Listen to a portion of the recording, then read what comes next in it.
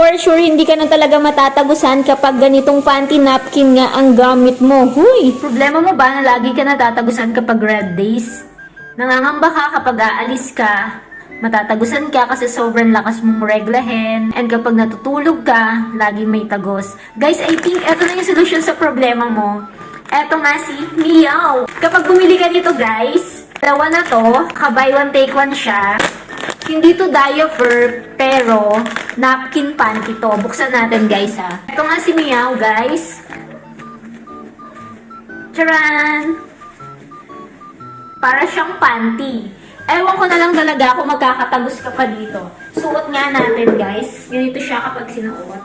For sure, hindi ka na talaga tatagusan kapag eto nga si Meow panty napkin yung ginamit mo.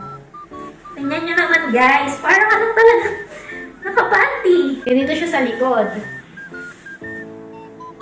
So, paano ko pa niyang tatagusan? Diba?